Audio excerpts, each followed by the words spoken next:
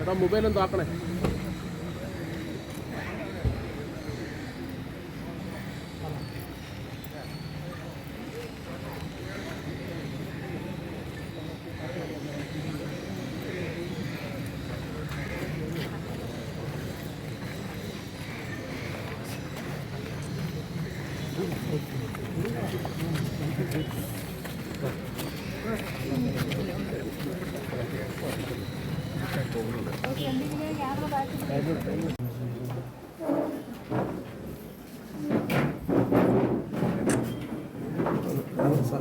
സാറേ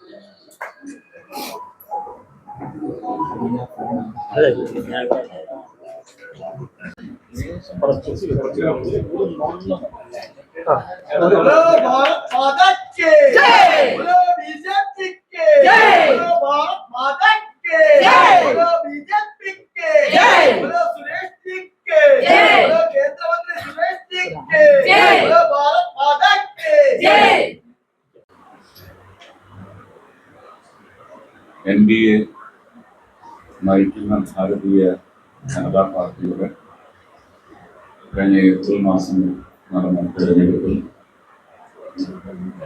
തൃശൂർ ലോക്സഭാ മണ്ഡലത്തിൽ നിന്ന് തെരഞ്ഞെടുക്കപ്പെട്ട്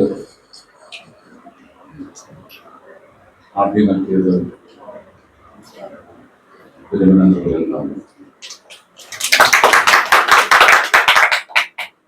അത്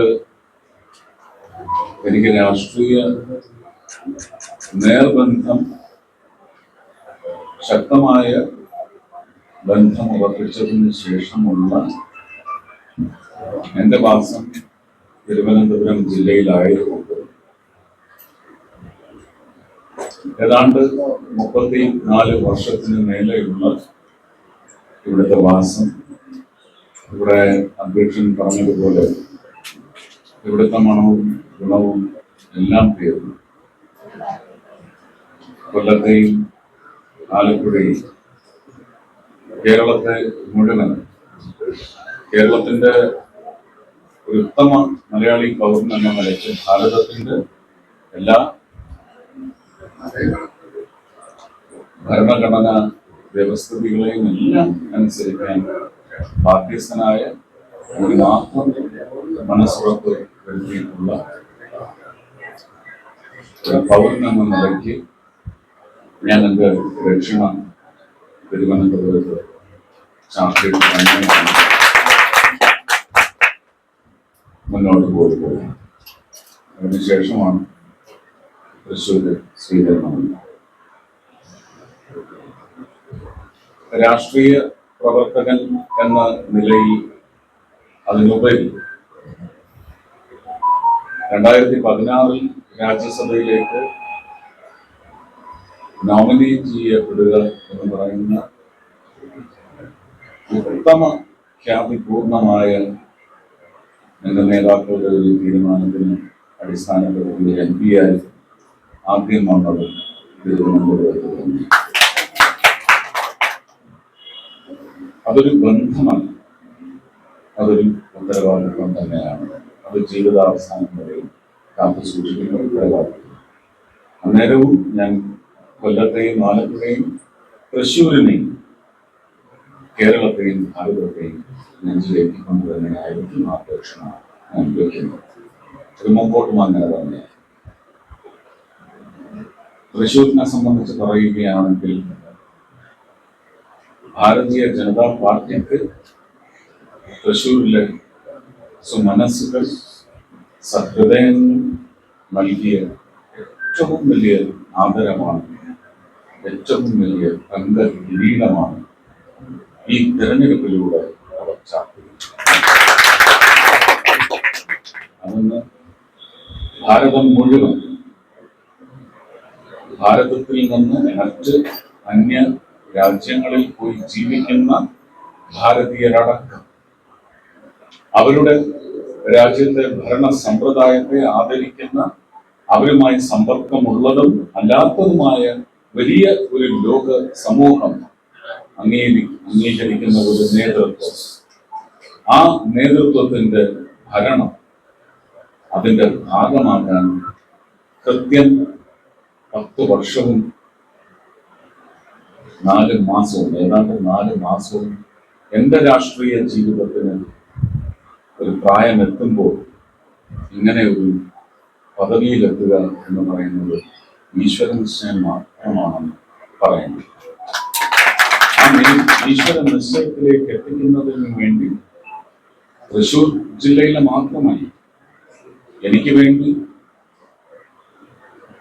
പ്രാർത്ഥിക്കാൻ, എനിക്ക് പ്രചരണ വേദികളിൽ, ഞാൻ ഇല്ലാത്ത വേദികളിലും വന്ന് അവരുടെ ഹൃദയം അവിടുത്തെ സമ്മതിദായകരുമായി പങ്കുവച്ച് അനേകം സംഘങ്ങളും, രാഷ്ട്രീയമില്ലാത്തത്, രാഷ്ട്രീയം അതും വ്യത്യസ്ത രാഷ്ട്രീയമുള്ളവർ, എന്റെ രാഷ്ട്രീയത്തോട് ഒരു അഭികാമ്യത ഇല്ലാത്തവർ, അങ്ങനെ ആയിരക്കണക്കിന് പേരുണ്ട്. എനിക്ക് എല്ലാവരെയും കൂടി ഒരു സംഘമായിട്ട് എനിക്കറിയാം, വ്യക്തിപരമായിട്ട് എനിക്ക് അവരെ അറിയില്ല. അങ്ങനെ ഒരു ബന്ധം സ്ഥാപിക്കാൻ ഇന്ന് ഈ നിമിഷം വരെ അവർ ശ്രമിച്ചിട്ടില്ല എന്ന് പറയുന്നത് മഹത്തരമായ പിന്തുണയുടെ ശക്തിയാണ്. അപ്പൊ ഇതെല്ലാം കൂടി ചേർന്ന് കഴിഞ്ഞ 1.5 വർഷമായിട്ട് തൃശ്ശൂരിലെ പാർട്ടി അണികൾ, പ്രവർത്തകർ, അവരുടെ ബന്ധുക്കൾ, ഇങ്ങനെ തുടങ്ങി ഏതാണ്ട് 1200 ചില്ലാനം ബൂത്തുകളിൽ 10,000-കണക്കിന് പ്രവർത്തകരാണ് നമ്മുടെ ഈ ദേശം ഭരിക്കുന്ന ഏറ്റവും, ലോകം അംഗീകരിക്കുന്ന ഏറ്റവും വലിയ രാഷ്ട്രീയ പാർട്ടി, അതിലേക്കൊരു എംപിക്ക് വേണ്ടി കഴിഞ്ഞ 1.5 വർഷമായിട്ട് ബൂത്ത് പ്രസിഡന്റുമാരടക്കം ശക്തി കേന്ദ്ര അധികാരികളും പ്രവർത്തകരും അടക്കം 1.5 വർഷമായിട്ട് നടത്തിയ, അഹോരാത്രം നടത്തിയ കഠിന അധ്വാനത്തിന്റെ ഫലം തന്നെയാണ് അനുഭവിച്ചുകൊണ്ടിരിക്കുന്നതെങ്കിൽ ഇത് ദേശീയത ഒരുപക്ഷെ അംഗീകരിക്കുന്ന ഒരു വലിയ ബൃഹത്തായ പ്രജാബലമാണ്, പ്രജാദൈവങ്ങളാണ് എന്ന് നിങ്ങൾക്ക് വേണ്ടി നിങ്ങളുടെ അഭിമാനം എത്ര ഉയരത്തിൽ എത്തിച്ചു എന്നുള്ളത് ഇന്ന് ലോകത്തിന് മുഴുവനാണ്. ഞാൻ ഇവിടുത്തെ വിജയ പ്രഖ്യാപനത്തിന് ശേഷം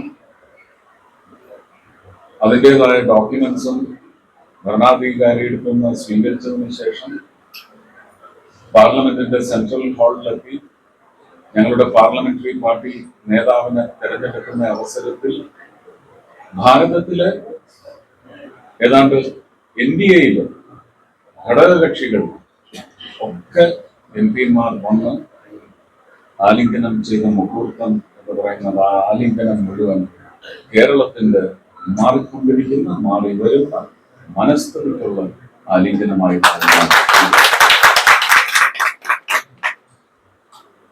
കൂടുതലായിട്ട് ഒന്നും പറയാനില്ല.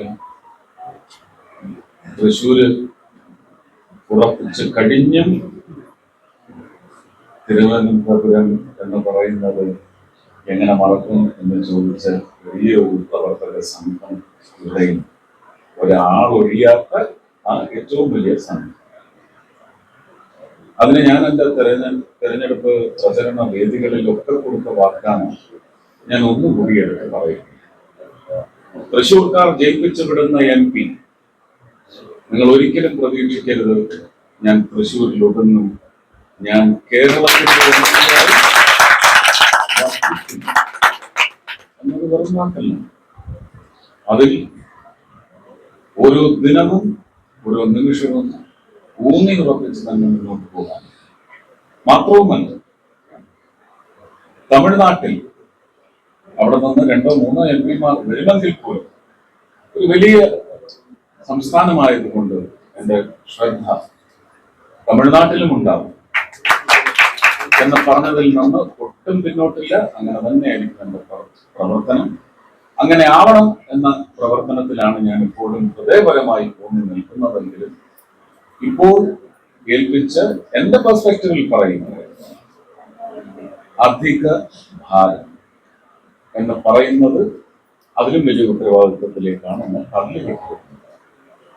അതെന്റെ നേതാക്കളോടുള്ള എന്റെ ബാധ്യതയാണ്, എന്റെ ബഹുമാനമാണ്, റെസ്പെക്റ്റായി ഞാൻ കൃത്യമായി നിർവഹിക്കുവാനും ഓരോ മലയാളിക്കും, നമ്മുടെ എതിർകക്ഷികളെന്ന് പറയപ്പെടുന്ന മലയാളിക്ക് പോലും, ഓരോ കുടുംബത്തിലെയും ഓരോ അംഗത്തിനും, ഒരു മലയാളി മന്ത്രിയുടെ കുടുംബക്കാർ ഞങ്ങൾ മലയാളികളെന്ന് പറയുന്ന അഭിമാനത്തോടെ തലയുയർത്തിപ്പിടിക്കുന്ന തരത്തിൽ എന്റെ പ്രവർത്തനത്തിന്റെ തിളക്കം ഞാൻ മെച്ചപ്പെടുത്തിക്കൊണ്ടേയിരിക്കും, അവസാനം വരെയും എന്ന് മാത്രം പ്രാധാന്യം.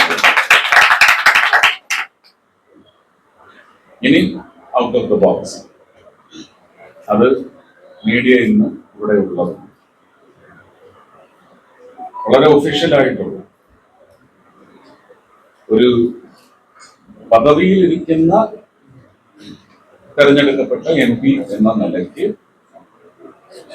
ആ ഓഫീസിന്റെ വെരി റെസ്പെക്ട്ഫുൾ ഇമേജ് അത് ഞാൻ കാത്തു സൂക്ഷിക്കാൻ ബാധ്യസ്ഥ.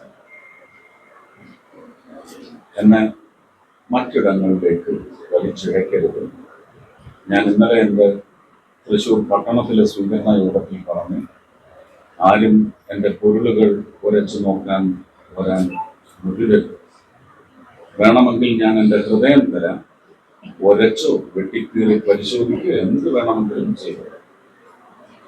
ഞാൻ ഇത്രയും ദിവസം ഇന്നലെ കാലത്ത് എൻ്റെ സ്വഗൃഹത്തിൽ വന്ന് കിടന്ന് ഉറങ്ങിക്കഴിഞ്ഞതിന് ശേഷം പുറത്തിറങ്ങി വന്ന് ഒരു പബ്ലിക് അഡ്രസ് സിസ്റ്റത്തിലൂടെ തന്നെ ഞാൻ സംസാരിക്കുന്നത്. അത് മീഡിയയുമാണ്. ഇതാദ്യത്തെ അത് ഉത്തരവാദപ്പെട്ട ഒരു സ്ഥാപനത്തിൽ ഇരുന്നുകൊണ്ട് തന്നെയാണ് ഞാൻ സംസാരിക്കുന്നത്. ഞാൻ ഇത്രയും ദിവസം ഇന്നലെ രാത്രി ട്രെയിനിൽ വരെ സംഭവിച്ചിട്ടുള്ള എൻ്റെ പെരുമാറ്റം എന്ന് പറയുന്നത് എൻ്റെ വ്യക്തിയുടെ നിർവഹണം. എന്നെ പഠിപ്പിച്ച് ഗുരുനാഥന്മാർക്ക്, എന്നെ പഠിപ്പിച്ച് Indian Jesus Anglo Indian high school ആയാലും അജിമ മാതാ നാഷണൽ കോളേജ് ആയാലും അവിടെ തിരഞ്ഞെടുത്ത എൻ്റെ മാതാപിതാക്കളുടെ നിശ്ചയമായാലും എന്നെ നല്ല അന്തരീക്ഷം മാത്രം എനിക്ക് ചുറ്റും തന്ന് എന്നെ പരിപോഷിപ്പിച്ച് ഒരു ഉത്തമ പൗരനായി വളർന്നു വന്നിരിക്കുന്നു എന്ന് നിങ്ങൾക്ക് തോന്നുന്നുണ്ടെങ്കിൽ, അതിൽ നിങ്ങൾക്ക് വിശ്വാസമുണ്ടെങ്കിൽ, അതിനുതകിയ എൻ്റെ സുഹൃത്തുക്കൾ, ഇവരെല്ലാം വാരി വിതറിയ നന്മയുടെ അംശങ്ങളാണ് നിങ്ങൾക്ക് എന്നിൽ നിന്ന് സ്ഫുരിക്കപ്പെടുന്നതായി കാണും. ഞാൻ ആ വഴിക്കേ സഞ്ചരിക്കും. ഞാൻ ഹൃദയത്തിൽ നിന്നാണ് സംസാരിക്കുന്നത്. ഇത് ഞാൻ അല്പം വേദനയോടെയാണ് സംസാരിക്കുന്നത്. Shrimati Indira Gandhi is the real and only architect of India post independence and until her demise. ഇതൊരു പൗരനെന്ന നിലയ്ക്ക് ആയമ്മ നടത്തി വെച്ചിട്ടുള്ള അഡ്മിനിസ്ട്രേഷണൽ എഫർട്സ്, അതിന്റെ റിസൾട്ട്, ഇതൊന്നും നമ്മളങ്ങ് ഒരു കിരാതം കൊണ്ട് മറന്നുപോകും. അട്രിബ്യൂഷൻ, സമർപ്പണ ബുദ്ധി എന്ന് പറയുന്നത് ഒരു പൗരന്റെ പരമപ്രധാനമായ പ്രയോറിറ്റി ആയിരുന്നു. എനിക്ക് ആട്രിബ്യൂഷൻ നടത്തിയേ പറ്റൂ. എന്റെ ശത്രു പാർട്ടിയാണ്, എന്റെ എതിർ പാർട്ടിയാണ് എന്ന് പറഞ്ഞ് രാജ്യത്തിന് വേണ്ടി ആത്മാർത്ഥമായി പ്രവർത്തിച്ച ഒരു മാന്യ വ്യക്തിയെ എനിക്ക് മറക്കാൻ സാധിക്കില്ല. എവിടെയാണ് ഇത് തെറ്റാവുന്നത്? എന്റെ പ്രധാനമന്ത്രി എന്ന് ഞാൻ പറയുന്നു, എന്റെ പ്രധാനമന്ത്രി ശ്രീ നരേന്ദ്രമോദി പാർലമെന്റിൽ ഇത് വിളിച്ചു പറഞ്ഞിട്ടുണ്ട്. നല്ല ഉരുക്ക് വനിത എന്ന് പറഞ്ഞിട്ടുണ്ട്. അത് അദ്ദേഹത്തിന്റെ അവകാശമാണ്, അദ്ദേഹത്തിന്റെ ഉത്തരവാദിത്വവുമാണ്. ഇന്നലെ ഉപയോഗിച്ച പ്രയോഗത്തിൽ തെറ്റ് പറ്റിയിട്ടില്ല എന്ന് ഞാൻ അടിയുറച്ചു വിശ്വസിക്കുന്നു. നിങ്ങൾക്ക് ഭാഷയുടെ ഈ കോണ്ടെക്സ്റ്റുവൽ മീനിങ് മനസ്സിലാകുന്ന ആൾക്കാരല്ലേ. ഞാൻ എന്താ പറഞ്ഞത്? കോൺഗ്രസിനെ സംബന്ധിച്ചിടത്തോളം ആർക്ക് ഇഷ്ടപ്പെട്ടാലും ഇല്ലെങ്കിലും കരുണാകരൻ കേരളത്തിലെ കോൺഗ്രസിന്റെ അതിന് ഫൗണ്ടേഴ്സ് ഉണ്ടാവാം, കോ ഫൗണ്ടേഴ്സ് ഉണ്ടാവാം, പക്ഷെ കരുണാകരൻ കേരളത്തിലെ കോൺഗ്രസിന്റെ പിതാവാണ്. ഭാരതം എന്ന് പറയുമ്പോൾ മാതാവാണ് ഇന്ദിരാഗാന്ധി എന്നത് ഹൃദയത്തിൽ വെച്ചുകൊണ്ടാണ്. അല്ലാതെ രാഷ്ട്രപിതാവ് മഹാത്മാഗാന്ധിജിയും രാഷ്ട്രമാതാവ് ഇന്ദിരാഗാന്ധിയും എന്ന് പറയുന്ന വ്യംഗ്യം പോലും അതിൽ ഇല്ല. ഇത് തീർത്ത് പറഞ്ഞു. ഇതുകൊണ്ട് ഞാൻ ഇന്നലെ നടന്ന ഇതിന്റെ കോലാഹലങ്ങളൊന്നും ഞാൻ ശ്രദ്ധിച്ചിട്ടില്ല. കാരണം എനിക്ക് വലിയ ഉത്തരവാദിത്വം എന്റെ തലയിൽ. ഇങ്ങനെയുള്ള ഒരു സ്റ്റിങ്കിങ് മെറ്റീരിയലും ഇനി ഞാൻ ശ്രദ്ധിക്കില്ല, വിലക്കെടുക്കില്ല, മുഖവിലക്കെടുക്കില്ല. പക്ഷെ എനിക്ക് നിങ്ങളോടുള്ള അഭ്യർത്ഥന, ഞാൻ റെസ്ട്രിക്ട് ചെയ്തിട്ടില്ല നമ്മൾ ഇതുവരെ. എനിക്ക് ആദ്യത്തെ ദിവസം മുതൽ 99% ഉപദേശവും ഞാൻ റെസ്ട്രിക്ട് ചെയ്യണമെന്ന് ഞാൻ ഈ നിമിഷവും പറയുന്നു. അങ്ങനെ ഒരു ഉദ്ദേശം എനിക്കില്ല. പക്ഷെ ഇതാണ് നിങ്ങളുടെ ഉദ്ദേശമെങ്കിൽ ഇനി നിങ്ങൾ എൻ്റെ ഒഫീഷ്യൽ ടേബിളിൽ മാത്രമേ നിങ്ങൾ എന്നെ കാണൂ. ഒരു കലാകാരനായിട്ട് പോലും ഞാൻ നിങ്ങളുടെ മുന്നിൽ വരും. ആ നിലയിലേക്ക് മാധ്യമപ്രവർത്തനം നിങ്ങൾ നടത്തിക്കോളൂ. അതിനുള്ള തീറ്റ നിങ്ങൾക്ക് ഒരുപാട് പുറത്ത് കിട്ടും. ഞാൻ അതിന്റെ തീറ്റയാവാൻ നിശ്ചയിച്ചിട്ടില്ല. എന്നെ മനഃപൂർവ്വം വലിച്ചവേ. എന്റെ പ്രസ്ഥാനം നല്ല കണ്ടലുറപ്പുള്ള, നല്ല അന്തസ്സുള്ള പ്രസ്ഥാനം എന്ന് ലോകത്തെ കൊണ്ട് പറയിച്ച്, ഭാരതീയരെ കൊണ്ടല്ല, ലോകത്തെ കൊണ്ട് പറയിച്ച ഒരു നേതാവ് നയിക്കുന്ന അന്തസ്സുള്ള രാഷ്ട്രീയ പ്രസ്ഥാനമാണ്. ആ അന്തസ്സ് വർദ്ധിപ്പിക്കുന്ന പ്രവർത്തനമാണ് ഹൃദയപരമായും വ്യക്തിപരമായും കുടുംബപരമായും പ്രാദേശികപരമായും പിന്നെ ഇന്ന് എന്നെ ഏൽപ്പിച്ചിട്ടുള്ള ഏത് തരത്തിലുള്ള ഉത്തരവാദിത്വമായാലും ആ ഉത്തരവാദിത്വത്തിനുള്ള ബാധ്യതയാണ്. അതിൽ ഞാൻ ഉദ്ദേശിക്കാത്തത് നിങ്ങൾ ഉദ്ദേശിച്ചോളൂ. പക്ഷെ അത് വെച്ച് എന്നെ ദ്രോഹിക്കാൻ വന്നാൽ പിന്നെ ഞാൻ നിങ്ങളുടെ സുഹൃത്താവില്ല. എന്റെ personal rights, freedom of expression is pure. Freedom of speech will be kept pure. അതെന്റെ വാഗ്ദാനം. But deflection of that idea, intent or speech cannot be accepted. I will not block you, but I will sway away from you or move away from you. Don't create that situation. Please, it is my ardent request. Please. There is no room for such, whatever you may call it, such filter. വളരെ ആത്മാർത്ഥമായി പറയുന്നു. എന്നെ ദ്രോഹിച്ചുകൊണ്ടേയിരിക്കുന്ന നിരവധി ആൾക്കാരുണ്ട് നിങ്ങളുടെ കൂട്ടത്തിൽ. അവരെയും ഞാൻ ഒരേ പ്ലാറ്ററിലെ ഞാൻ സ്വീകരിച്ചിട്ടുള്ളൂ. ഇനിയും അങ്ങനെ സ്വീകരിക്കും. ഉന്നം വച്ച ചോദ്യങ്ങൾ വരുമ്പോൾ, ഉദ്ദേശം വെച്ചുള്ള ചോദ്യം വരുമ്പോൾ ചിലപ്പോൾ ഒരു ചെറിയൊരു സ്റ്റിങ് ഞാൻ അടിക്കും. അതെന്റെ കണ്ടലിന്റെ ബലമാണ്. അത് ഞാൻ ഭരത്ചന്ദ്രനിലൂടെ സ്വാംശീകരിച്ച ഇലക്ഷൻ പ്രചരണത്തിലൊക്കെ അയാൾ എപ്പോഴും സിനിമയിൽ നടങ്ങി വന്നിട്ടുണ്ട്. ആ ഭരത്ചന്ദ്രനാണെന്ന്. ഭരത്ചന്ദ്രൻ എന്താ കുഴപ്പം? ഭരത്ചന്ദ്രനെ കണ്ടുകൊണ്ട് എത്ര IPS-കാരനാണ് ഈ രാജ്യത്ത് നീതി നിർവഹണം നടത്തുന്നതെന്ന് നിങ്ങൾ അന്വേഷിക്കും. Take an audit, not just Malayalis. You do an audit countrywide. ഞാൻ അഭിമാനിക്കുന്നു നിങ്ങളത് പറയുമ്പോൾ. പക്ഷെ അതിന്റെ വ്യംഗ്യം നല്ല മനുഷ്യർക്ക് മനസ്സിലാവും, എനിക്ക് ഉറപ്പായിട്ടും മനസ്സിലാവും. അതുകൊണ്ട് creative efforts should be at least should not be damaging. Damaging with a political intent which is not at all your right. Your responsibility is to the people through the fourth pillar. You cannot carry a political intent or you make it loud.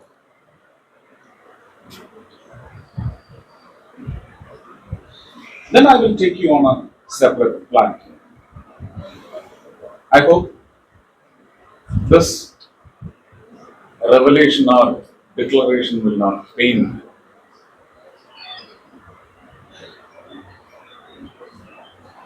Thank you.